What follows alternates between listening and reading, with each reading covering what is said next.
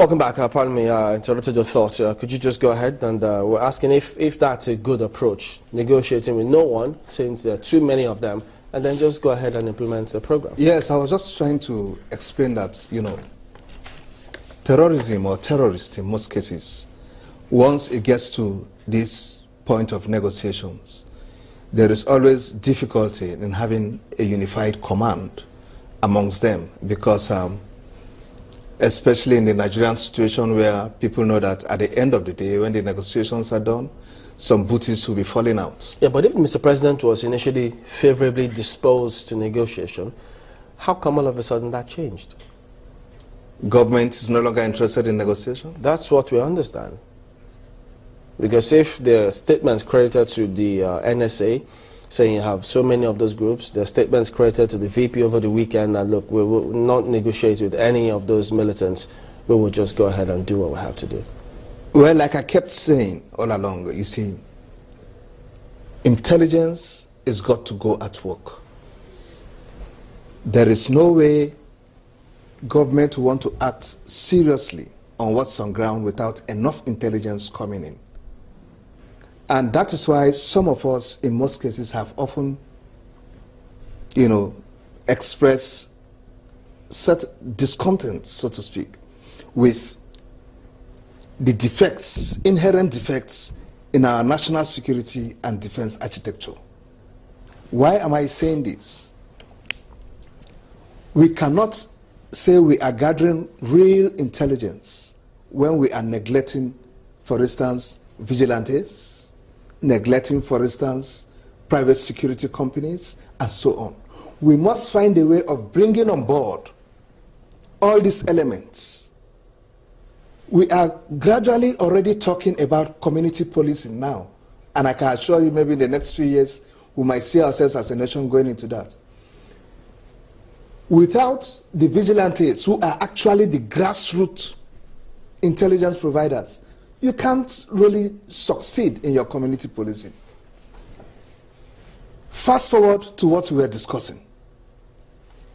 There are individuals within the communities that can assist in giving information to the military on ground, which eventually the military will take on, gets it crystallized down into intelligence, and pass it on to government.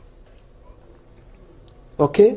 We must work at this. Maybe later in the future we might have to do a rejig on our entire national security arrangement and see how the situation can be improved in enabling the military get the sort of intelligence it wants. Colonel Labo, you continue to mention the military, but what about the police? I mean, when it comes to civil issues and working within the country, I mean, that's supposed to be at the hands of the police. How about restructuring or strengthening the police? You've talked about community policing, but you keep talking about military. How about strengthening the police, retraining and equipping them to handle these matters so that the military can handle the matters outside the vicinity of the country? You are very correct. I agree with you. In a paper which I wrote, in fact, my emphasis on the police playing the first line security.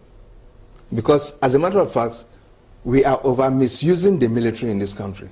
I have always said this. The military is second line security, not first line security. Police is first line security. Because we are talking about internal skirmishes now and so on. It is when the police is overwhelmed that they turn on the military to come in and wipe off the situation. You should understand that, for instance, the training of the soldier is shoot to kill. The training of the police is not shoot to kill, shoot to arrest. So in most cases, as a policeman, your shooting is on the limbs so that you can arrest. For a soldier, you aim at the heart, get the bagger off.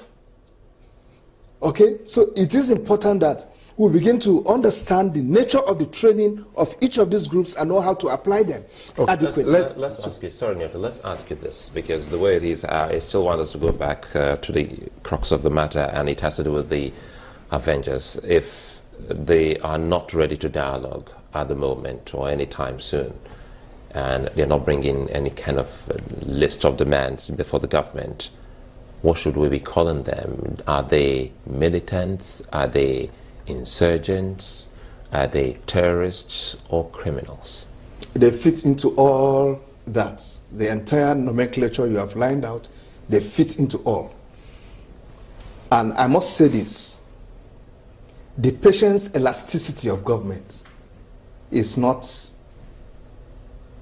as wide anymore as they might be thinking. Because even the ordinary citizen on the street knows that, look, these guys are beginning to push government to the wall. Do you think the government can actually face them? Whether government can face the terrorists in Niger Delta, you can't fight a government, can you?